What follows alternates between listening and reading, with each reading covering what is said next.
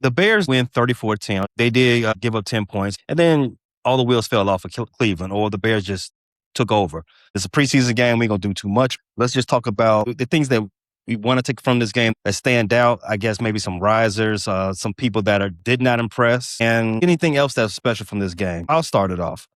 And the easy thing that's impressive from this game, Antwan Randall-El. Ben Johnson took the second half of the game off. Let Antwan Randall-El call the plays for the second half, and the team went crazy. 24-0 run. 235 yards, 12 first downs, and I said 24 points. Yeah, shout out to Ben Johnson because he's a real one for that because you're going to lose him. You're going to lose Antwan Randall-El because he's due for a promotion. But when you're a real one, you put your people in positions to succeed. You know, we already seen Declan Doyle. He's now the OC in Baltimore. That's a really good job. You inherited a franchise quarterback and some talented pieces. Antwan Randall-El been grinding and has done a good job with the Bears wide receivers. So shout out to him. I'm going to hate to see him and Al Harris go, but I'm pretty sure we won't have either one of them on the 2027 roster. But that's how it goes when you're a successful organization. There's good news and bad news with that. If Al Harris and Antwan Randall-El are gone, that means you probably had a really good season. Bad news, you got to replace them. But when you're a good organization, you can replace coaches like that. So, yeah, shout out to Antwan Randall-El, local guy. I believe he went to Thornton and went to college at Indiana. So it's always good to see people from the crib succeed. What else from this game was impressive to you? I got to see some of the rookie class. And still early, but I'm confident that this is going to be another good rookie class. Jordan Vandenberg was there early. He was being disruptive. Of course, he took some lumps. You know, he's a rookie. He experienced some double teams, and, you know, those double teams are hard to beat in the interior. We saw Jordan Vandenberg make an impact. Saw Malik Mohammed out there. I'd like his instinct on the screen, sniffed it out right away, wrapped the guy up. Showed good physicality. You know, he's a guy with a slider frame, so you always worry about how they're going to hold up in the NFL, especially guys just coming to the NFL. The NFL, there's a grown men, a different breed of physicality. So seeing him out there, that was good. Another rookie we saw, Sam Roush, big physical guy. We saw him doing work in the trenches. Good to see the rookie class looking good. Good to see all the backup receivers excelling, looking good, from Maurice Alexander to Caden Davis to Scotty Miller. I found it interesting that none of the Bears' top 4 receivers played at all, though. You didn't see, of course, Burton's out. You didn't see Rome. You didn't see Khalif Raymond. You didn't see Ja'Day Walker. Kind of tells me those guys are going to have big roles this year if you didn't see any of them. But it was good seeing the offensive line. I saw Logan Jones on the long Amon Salvit touchdown get out there and get some key blocks. So it was good to see him. DeMarco Jackson played well. Ruben Hippolyte, even though I think he got hurt again, didn't he? Him and Noah Sewell both got hurt. Saw Hippolyte make a couple plays towards the end of the game. That Noah Sewell, that's tough. He got another concussion. I just don't see how that guy makes the roster. But all in all, I thought the quarterbacks did a good job. Actually, Roshan Johnson showed me something, but I don't know if he can hold off Salvin Ahmed. But all in all, yeah, pretty good, well-oiled machine. I didn't like us giving up 10 points to the Browns early on. But I got to realize we didn't have Jalen Johnson sat out. Grady Jarrett didn't play. Montez Sweat didn't play. No TJ Edwards. Obviously, no Kobe Bryant. And a lot of the guys that did start came off the field after the first series. So I'm going to give them a little credit and leeway because it was a 3-and-out, I believe, on the Browns' first series when we had the majority of starters there. So I'm going to give them a little bit of credit because the touchdown came with a lot of the backups in. The Bears did win 34-10. Like I said, you just pointed it out. They went up 10. Well, they did give up 10 points, and they had a 10-point lead. And then all the wheels fell off of Cleveland, or the Bears just took over. However you look at that is up to you. But does this say more about how the Bears have I don't want to use the word elite roster, but does it say more about how the Bears are positioned going in 2026, or does this say more about the Cleveland Browns and how they're how fluky they look. I think it's both. I think the Browns are in the running for Dante Moore or Arch Manning or another one of the quarterbacks. However, They need to the be. quarterback class falls next year, I really don't see Cleveland winning more than 5 games. I don't. I think their quarterback situation is a mess. I think their offensive line is mediocre. I think their talent on defense is spread a little thin. Obviously, when you lose a guy like Myles Garrett, that takes a big hit to your defensive. I think this is a team that will struggle to win 4 games. Just being honest, I don't think they have a lot of depth. I think they have a very good draft class last year. I like the draft class this year, but the roster is pretty mid. I think there's some talent at receiver, but the roster isn't good. So I think that speaks a lot about the Browns' depth. They did play a lot of their starters, and even going up against the Bears' backups, it looks pretty even. As for the Bears, what it says about the Bears, I don't think it says a lot. I think we know the Bears as a baseline are a competitive NFL team. We know they're a decent NFL team. We also didn't see Caleb Williams or we didn't see a starting receiver. We didn't even see the backup receivers. We didn't see a starting running back. We didn't even see the backup running back. We didn't see any of the starting offensive line. So I think it's just Well, the left tackle. We'll come back to that in a we second. don't know who the left tackle is. Right. I'm going to So assume that it's the going to be starter could have Braxton played. Jones. Yeah, it could be Amagachi. And how did Amagachi fare to you? Didn't take between Kyron and Jedrick on Saturday. Just looking at how it looked. Neither one jumped off the field to me. In fact, both of them look like they both look like backups. Because they were getting pushed back a lot. They didn't. I saw some pressures coming through that left side. I was Yeah.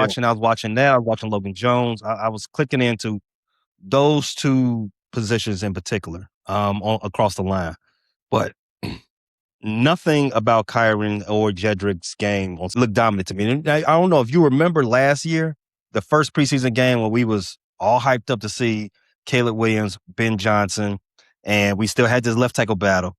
And we came for that game looking like, damn, all the left tackles look good. Ozzy looked good. Braxton didn't look terrible. And I forgot who else was out there. The Canadian Eagle. He looked good. And then we come into the week, Ben is railing them, all of them, say they all trash. And pause on the rail part. But it just goes to show you that from the naked eye, what we see on the game isn't always what they expect to see from a play call standpoint. You know what I mean? So while it looks like they're giving out pressure to the outside, maybe it's by design. What it looks, they're getting pushed back, something like that. There could be a reason for that. So to me, it didn't look too good. But we shall see how Ben calls it and how Dan Roshar, what they say about it. I will say this: Kyron Amagachi looked a lot better than what we last seen of him in the regular season. Granted, Oh yeah. that is a very low bar to set. And granted, there's no Myles Garrett over there. You didn't face a Myles Garrett. Not that you would have probably faced him in preseason anyways, but you didn't even face Jared Verse. Jared Verse didn't play, right? I didn't see Verse out No. there. I don't remember who you faced, but the guy you faced is probably not a guy that you're going to see on a weekend basis talent level. So with that being said, Amagachi, I wanted to see him stonewall people. I wanted to see a little bit of domination. You know what I'm saying? I didn't see that. I saw improvement. I saw a guy that looked more confident than when we last saw him. But to your testament, I don't know what Ben Johnson's looking for. I only have the game footage, and I'm early in my second watch of it. But I didn't, like you said, I didn't see anything that would have separated them from each other, or much less anything that would have showed that they're gaining on Braxton Jones. So, in conclusion, I actually thought Theo Benedict did a pretty decent job, though. The what do they call him? The Canadian Eagle. I thought he did a good job. I thought Logan Jones did a good job. Oh, wow. Just a few minutes ago, the Bears activated Ozzy Trapillo off the up list. He is now eligible to practice with the training camp. While we were filming this podcast, He has just been activated off the PUP list. I'm astonished. That's crazy. 7 months after rupturing a patella tendon, if he's ready to go, that man has Wolverine DNA in him. Not the animal, the Marvel superhero, anti-hero, whatever. 7 months? That is crazy. Over under 6 weeks before Ozzy Trapilla was back starting a left tackle. If he's activated from the PUP list, either Jedrick Wills or Kyron Amagachi are going home. I'm going to say Amagachi because he's a draft pick, but it's hard. It's hard to tell. Like, I don't think they're very happy with them. In your lower body, you're not doing a lot of deep squatting, stuff that's important to NFL football players. And Braxton are more on a level playing field if Ozzy still needs to build up some strength in his lower body. So which you did say over under 6.5 weeks. Braxton, I don't know, man. It could still end up being on the same timeline. I'm just put that out there. But speaking of Braxton, before we move on to something else, Braxton is expected to be back at practice this week. Godspeed, Braxton. You need to hurry up. I can't say any of those tackles are safe. Obviously, they're not going to cut all 3 of them. But I can't say Braxton, Amagachi, or Jedrick Wills are safe. They're all essentially on 1-year deals. I mean, Kyron is in year 3, right? So he's got 2 years left on that contract. Braxton is on a 1-year deal. The guy that loses is not making this team. Yeah. And when I say loser, I mean third string. Not making this team. Because I think the Bears like Theo Benedict. And I think a great asset for Theo is he could play the right side. Kyron too. They've got some versatility with Kyron. So I don't know if Kyron can play the left side or the right side. Just because he's lined up at left and right tackle, I don't know if he can play them. I know he's cross-trained. I've seen Theo Benedict live in regular season games. I know he can play the right side. I know he's at least adequate backup. I can't say that about Kyron yet because in the regular season that was a huge mess. And Kyron's bigger than Jedrick Wills. So Kyron is a big boy. Yeah, he is. He's huge. I mean, physically, he has all the tools that you want out of a tackle. Kyron is 6'5.5", 6'6", a mountain of a man, 320, 325. He moves well. Jedrick's a big guy, too. The only guy who's kind of small is Braxton, but Braxton moves well. But despite all that size, it's not lining up for Kyron yet. Well, we're going to keep an eye on this one. That is a shock. Ozzy Trapilla activated from the PUP list. Q, you were saying there's another position that came to light in this game. Where are you looking at? The running back room. The fight for that third running back. What's his name? Salman Ahmed? Davion Ahmed. He's got experience. He's been in he's been with the Dolphins, he's been with the 49ers. And what I think about that experience is I think the reason why he was brought here is because he fits what Ben likes. He's a guy that comes from, the 49ers and Dolphins have operated from that stretch, running those stretch runs. He's perfect for this. He's got some shiftiness, not great straight line speed, but he's got cutback ability, and that was on full display on that long touchdown reception, that screen pass. He showed everything why he was brought here. That is exactly what Ben values. Open field creativity. That's something that we haven't seen out of Roschon. I thought Roschon actually ran the ball. We haven't seen anything out of Roschon. But the big pillow on his helmet. I thought Roschon ran pretty well. He had the best day on the ground from a running back. But Solomon, that was exactly what you want to see out of your third back. Open field creativity. I mean, once he got in the open field, he punched it too. Like he made a couple guys miss, cut back, saw the lane, scored. Ben Johnson said one thing that stuck out to me in the offseason, which kind of shows where his head is at, which I think maybe Solomon might have went or pulled ahead. When they asked him about the 70%, remember he made the comment about 70%, that's where he wanted Caleb Williams, and the reporter asked him about efficiency. Ben Johnson kind of bristled. We want big plays. We want to hurt the defense. We want to Yeah. attack. That's exactly what they want, big plays. That was Press Taylor who said that. I'm sorry, Press Taylor. Press Taylor said that. But you could tell in the Ben Johnson offense what they prioritize. They prioritize big plays. The Bears want to gas you. They want to gas you, and then they want to grind you. Gas and grind. Bump and grind, like R. Kelly said. Shout out. No, that's not shout out. Let's not shout him out. Shout out The song. basement parties in the 90s. Just Shout out shout basement them out. parties in the 90s. They want to grind. They want to grind you at the end of the game.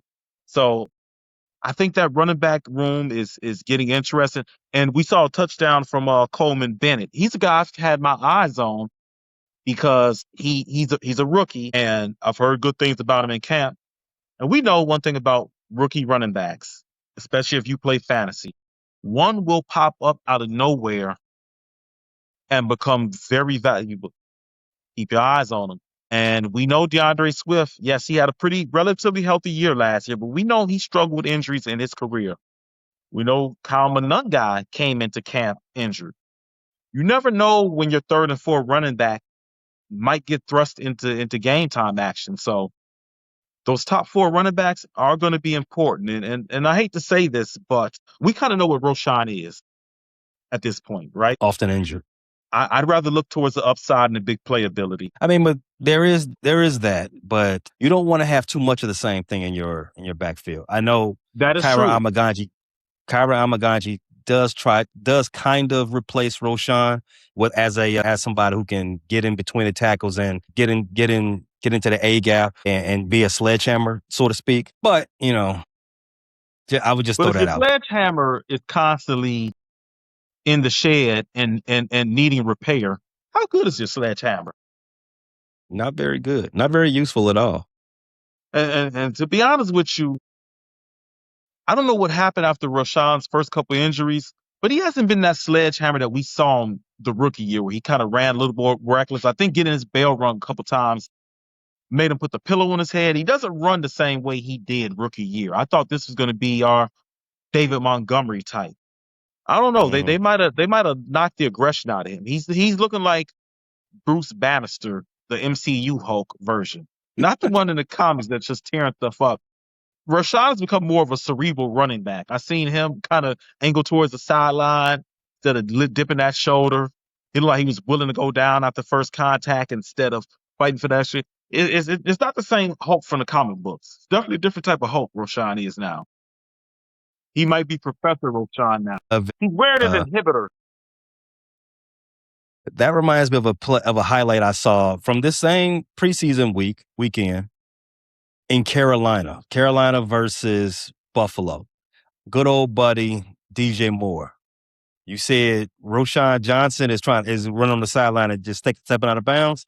DJ Moore had caught a screen pass, or it was a drag or whatever, and he had the whole side of the field to himself. And usually wide receivers they'll run as much as they can and then run out of bounds, especially during preseason. What is good old buddy DJ Moore do? DJ Moore never shies away from any contact. He ran back into the field.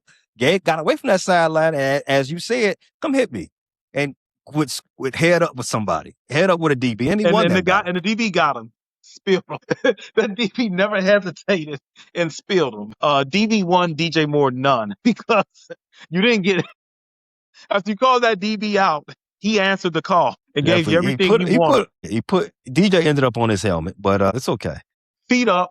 DJ ended up with his feet up like a thought on Friday night full of cut water. But that's the type of aggression you want to see from your running back, though. You want to see somebody search out a hit. Yeah, punish somebody. DeAndre Swift did that. Shout out to Harry, because Harry predicted that DeAndre Swift would be a more aggressive runner last year. We saw much more physical DeAndre Swift last year. Shout out Coach Eric Bieniemy too, and I wish him well in all of his endeavors. Let's hope that guy can finally get that head coaching job. Let's hope his wife makes a speedy recovery too. They are dealing with some crazy. Don't think she's going to recover from that one. Thoughts and prayers to the family. Thoughts and prayers. Family. Not thoughts. Another thing. Thoughts and prayers. Another thing from this game that I did like the quarterback efficiency. Case Keenum. nearly flawless. He completed 9 of 10 passes for 151 yards, 2 touchdowns, perfect passer rating of 158.3. Tyson Bagent, he also did mention his interception earlier in the show. He rebounded early from that and did throw a touchdown on in that 2-minute drill right before halftime. So the quarterback room, sans Caleb. We know we got the cover boy from Madden. We know Caleb is legit. Caleb is he's about to start writing his MVP story. But his backups look pretty good against Cleveland. I mean, Cleveland don't have a terrible defense now, Q. Let me ask you a question. Would you rather have Tyson Bagent and Case Keenum or Deshaun Watson and Shedeur Sanders? It's too close. It's way too close to Black History Month for you to be asking me this The question. fact that you had to think about that, thoughts and prayers of Cleveland, because there's going to be a lot of losses. Sorry for your losses in advance, Cleveland, because they're going to happen weekly. And if they're going to happen like this, 24 point routes, it's not going to be a very good season for you guys. But, I mean, in my opinion, that's a good season for Cleveland. Cleveland needs to lose as many games as possible. They definitely do. And the route to do that starts the job for that. They've got the right guys. They got the right guys for losing. Last year around this time, we were entertaining. Well, not us, but a lot of Bears Nation was entertaining. Should Tyson Bagent be QB1? I think those questions have been answered. While the Bears quarterbacks did put up a lot of points, Tyson was late on a couple throws. He was slow on a couple decisions. The accuracy was early. Like you said, he rebounded. Ben Johnson said earlier that was absolutely one of 32 best quarterbacks in the league. Do you believe that? Yeah, because we just talked about 2 in Cleveland that are not better than him. That's easy. He's at least 32 because they ain't got shit in Cleveland. Is Tyson better than Case Keenum? You would hope so. For one, at Case Keenum's age and Tyson's age, 2, Case was on the roster too last year, so they both been in the office the same amount of time. But Tyson has worked with the ones more than Case has, so you would expect that his progression has moved him a little bit past Case. But as Case Keenum is a very traveled, very well-respected vet quarterback. So, I mean, it's not a terrible question, Q. I mean, should we be discussing who should win quarterback 2? Listen, the thing I like about Case Keenum is despite his age getting up there, well, he was never the most mobile guy. So you're going to lose that aspect if he ever has to play, which we hope we never see him unless it's at the very end of a game. He can still drive the ball. I thought there was more zip on his pass. That's one of the things that we've always lamented about Tyson Bagent, the arm strength. I felt like Case Keenum's arm is stronger than Tyson. It's got more zip on it. It's more lively. That's my main thing. I think Tyson is a good athlete. I do think that there is some upside to him. I hope that he continues to show it, and some team wants to trade us draft picks for it. The things that I don't like about Tyson, they reared up again. If I had to choose, I would choose Case Keenum. And we also got to shout out Caleb Williams' old backup who's on the roster, Moses Miller. And I think that's a testament to the Bears coaching staff, because all 3 quarterbacks came in and were able to move the ball down the field. You didn't really see drop-off. You see guys that seem to understand where they wanted to go with the football, guys that were more decisive. They just had a more grasp of the offense. And on the Cleveland side, you saw Dylan Gabriel and Shedeur just throw awful picks. Awful picks. And I thought Deshaun, he played better in the ensuing drives in the second quarter, especially, and later in the first. But he just seemed to be, you weren't going up against a lot of the Bears starters. It just didn't seem. No. What is the word I'm looking for? Not just efficient, but it didn't seem like very much in control, very much in command. You know what I'm saying? All the Cleveland quarterbacks took what I thought was unnecessary sacks. Cleveland's quarterbacks were just a little bit off. They didn't understand their protection. And that's another thing I think Ben Johnson has done well with this Bears offense. You saw Caleb Williams take a lot less sacks, but all the Bears quarterbacks seem to have a better grasp of the protection scheme. and better They definitely feel the timing. pass. They definitely feel the press a lot better. Yeah, the timing and the rhythm just much better on the Bears side. And I thought I saw that from all three quarters. We didn't get to see Miller a lot. Hmm. I watched him a little bit at USC before he transferred. I'm not going to talk too much about him because he's definitely not going to be on this roster unless something catastrophic happens. I don't know if he might make the practice squad. They're probably carrying Case Keenum on the active rosters. I don't think you can sneak Case Keenum on the practice squad. But yeah, shout out to Antwan Randall-El. Continue to impress me. The quarterbacks, you got to remember this from preseason. It ain't necessarily, it's not a game. The wins and losses is not relevant. You want to win the film study. You want to win the day after preseason game. That's what you want to win. When you go into that film with your position group, you want to make sure you checked all the boxes. As a quarterback, as you said, are you recognizing coverage pre and post? Are you going to the hot when you're supposed to? Are you hitting the guy in stride or going through your progressions accordingly based on the play and based on what the coverage is? That's what you want to do. Noah Hippolyte, you talked about this during the game. Are you making good reads? Are you taking good angles? Are you getting caught in the wash on some of your plays? It's not necessarily the result of the play. It's definitely not the result of the game. It's what happens on film and to evaluate these type of preseason games. And just based on what we saw with the quarterbacks, we can be in a very happy place because it seems like, as you pointed out, that they understand what's expected of them from the playbook and they are in command of the offense. We hear about it all the time during the week, during training camp. They had a 2-minute drill. They kept running 2-minute drills. Tyson had his best performance during the 2-minute drill. Case Keener, between the 20s. These guys just understand they're in a better place than we were 365 days ago. It was all up in the air. Like, man, I don't know what we're gonna look like. And now you always say the second year is when you take that step forward. I agree with what Ben Johnson said in that Dan Pompey article on The Athletic. This offense could be, in fact, should be in a position to break some records. And that's one thing you should definitely take from this game. Even though we didn't even see the starters, because if this is what the backups look like, imagine where the starters are. And that's why I wanted to talk about the receiver room and the tight ends. Everybody seems to know where they're supposed to be. And I know, like you said, it is preseason, but we've seen preseasons in the past where it was just brutal offense to watch.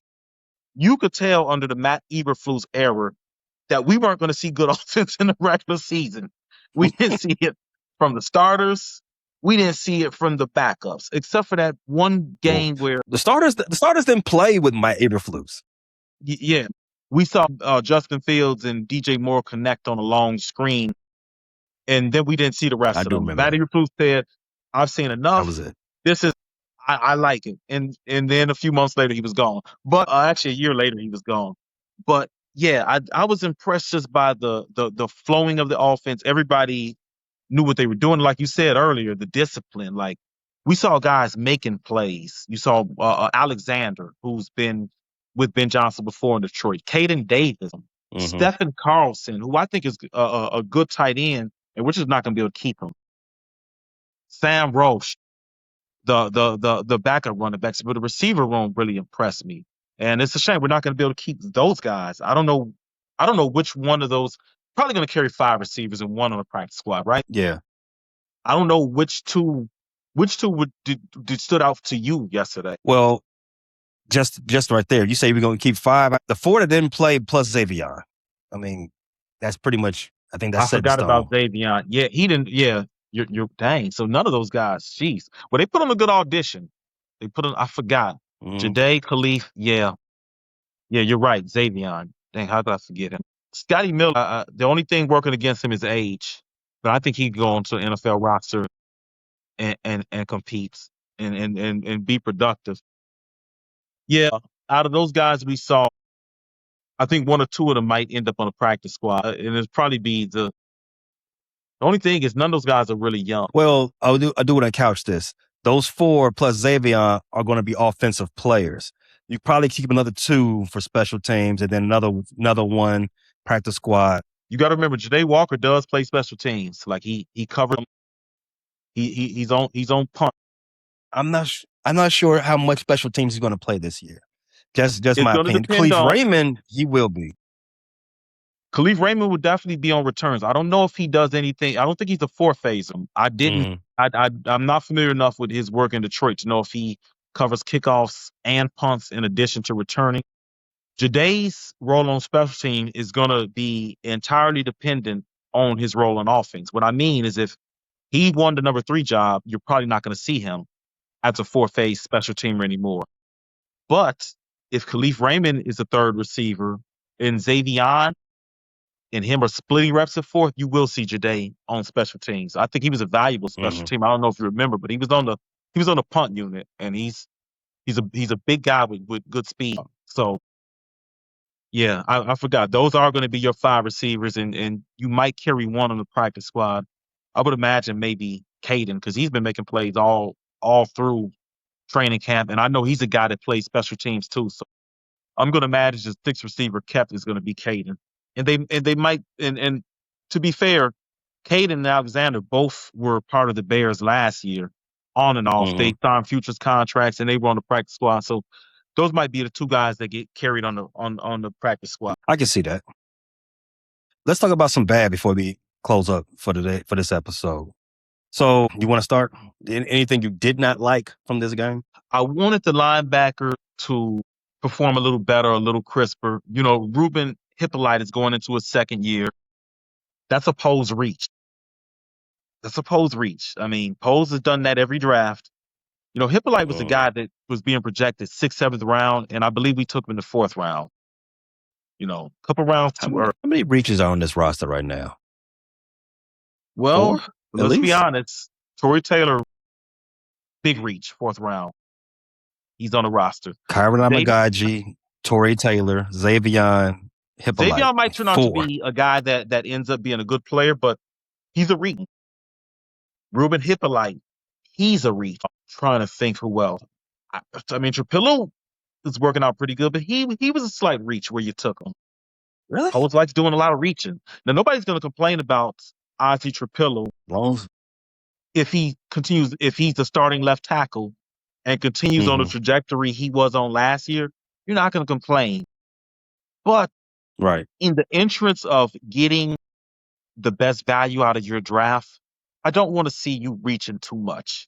You know, a lot of the reaches Poles has made aren't even on the roster anymore. So that's a scary thing. But yeah, I would have liked to see. And Ruben Hippolyte did some good things. I thought on that long screenplay earlier in the game. I didn't like the way he took on that block. He took a bad angle and got literally just blocked out of the screen. And then DeMarco Jackson missed a tackle wrapping up. I believe that was Dylan Sampson. We didn't get to see Keyshawn Elliott. Jack Sanborn, we know what he is. I didn't have any complaints. Devin Bush had a good first series, but I would have liked those guys, Noah Sewell and Hippolyte, to justify their draft position. I'm not saying 4th and 5th round picks got to be, you know, premier starter. But we've seen Sewell as a starter and it wasn't good. We've seen Hippolyte and it wasn't good. And the disappointing thing is Sewell left with another injury. He was laying there looking like Tua Mm-hmm. off a kickoff return, just crooked. And you never want to see that. I don't know if he needs his neck pad back. I didn't even recognize him. I thought he wasn't available for the game, but apparently he was healthy and then unhealthy. I think I cursed. Probably did. Noah Hippolyte did leave the game with a shoulder injury. And Noah Sewell, he did have a concussion. The things I didn't like from this game, left tackle issues. We already know that's the musical chairs right now. Braxton Jones, did he play? He was hurt. Kyron Amagaji, nor Jedrick Wills, neither one of them did a lot to really assert themselves and to like move ahead of the other one. The pass protection, in my opinion, was kind of spotty. You know, Amagaji got beaten. He got beat a couple of times with just on a simple spin move. That can't happen. He was weak on the inside, blocking to the inside. Jedrick, he gave up the sack to Tyson. So it was not the best showing. I expected that. You know what I'm saying? Those 2 guys are fighting for position. Neither one of them are legit starters in the league right now. So that didn't jump off the page to me as is the most concerning thing. The inside left side. So Logan Jones and the left guard, It looked like there was a lot of miscommunication going on between them. You saw that one time that they had that pass action, that play action, back block where Jones got beat.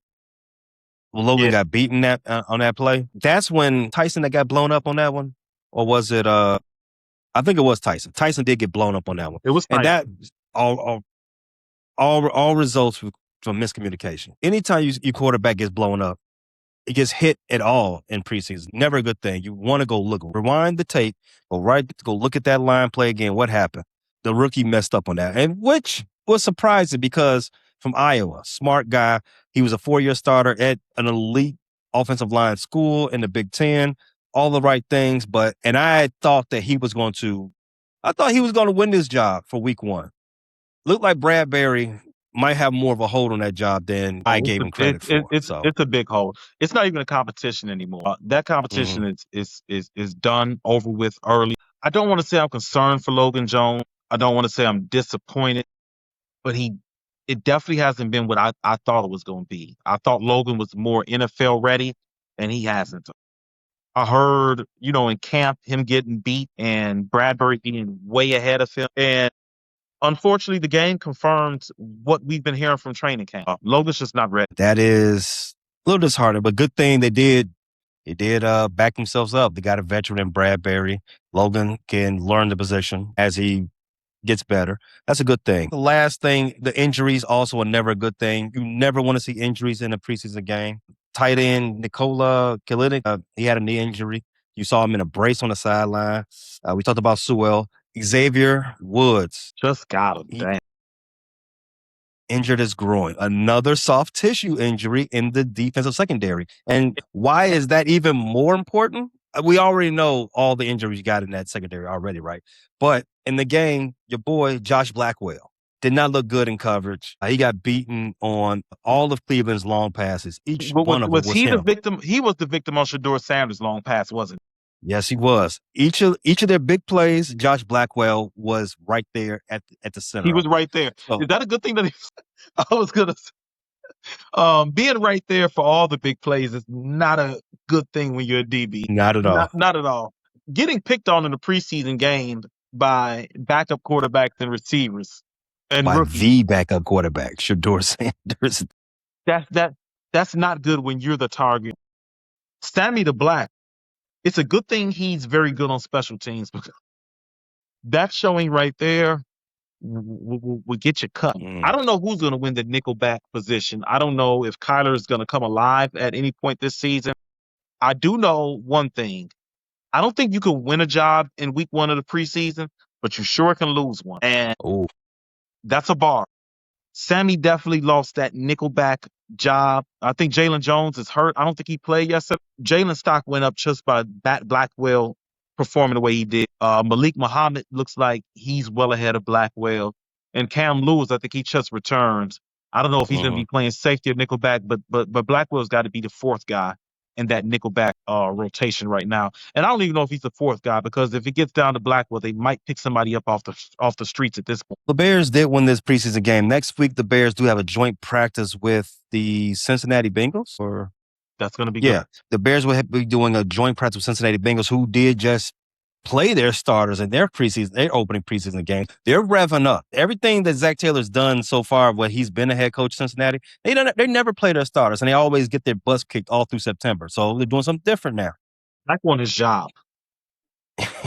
He's got the most tenure in that division right now. That's crazy. Does he have the hottest seats of all the seats that are in the NFL?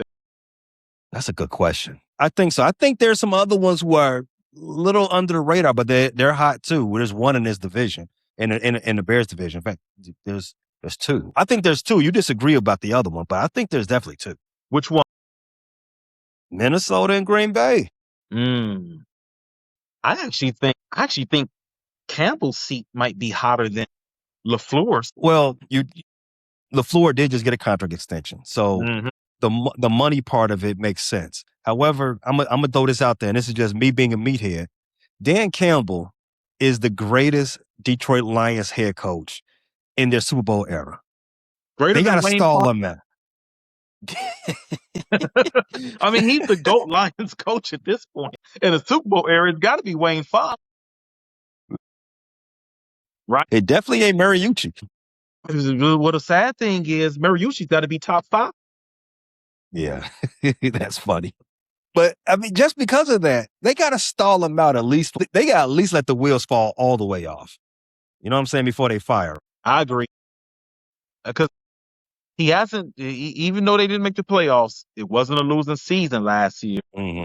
And like you said, I think they will stall him out just from the history. And I think he's going to have the trump card of, hey, it was our first year without Ben Johnson. And we know from what Tyson Bagent said, listen, say what you want about Tyson Bagent's dad. Tyson Bagent is right on a lot of things. When people were breathing out his neck about, Caleb Williams and should he be a starter, he said, yeah, I want to be a starter. But Caleb's great. That's what he said last year. Caleb is great. Mm-hmm. I just get amazed by everything he does in practice. A few months later, Caleb was doing amazing things on the field. Tyson said Ben Johnson will be the greatest coach ever in the NFL. See, things like that make me want to make Tyson a Bear for life. Tyson the Prophet. Fuck it. Fuck it. Bagent the I want Prophet or Bear. Tyson the Prophet? Which do you prefer? Or Prophet Bagent? I like Prophet Bagent. We're gonna call him a prophet. Because he's been. One more tidbit of information. Did you know that Press Taylor and Zach Taylor are brothers? What? Did That's not. what I Well, heard when I I mean, listened to the radio. it tracks. It tracks. Press Taylor's been around the league for a long time, so it tracks. That's news to me. Okay, see, I got to stop just assuming shit. Like I said, the Bears do have that joint practice with the Bengals this week, and that's going to be very good, especially for get these valuable reps. The Bengals have already played. Their starters already played this preseason. They're already building up their calories. Yeah, they're live. They've already been fighting this preseason. They had their training camp fight before we did. The Bears got to approach this with the most, I don't want to say game. I don't want to say wear your game face into a practice because that's stupid, but they got to approach it as if it is a dress rehearsal. And I just know, based on everything we've seen out of this coaching staff, Ben Johnson will have his team ready to go. This will be a good tap, especially for the Bears defense. Last year, we saw Flacco. Yeah, it was Flacco. Seeing Joe Burrow with Jamar Chase and T. Higgins is totally different. Yeah. So this would be a really good test for the Bears defense. Bear down. Bear down. Appreciate you tapping into this latest episode from the Frustrated Chicago Sports Fan channel. Don't matter if you was watching on YouTube or listening on Spotify or Apple. Make sure you like, subscribe, share with everybody on the block, and hit the notification bell so you never miss none of our daily drops. And to all the guys from the Shy, we say 3 things. Bear down, fly the W, and sell the team, Jerry.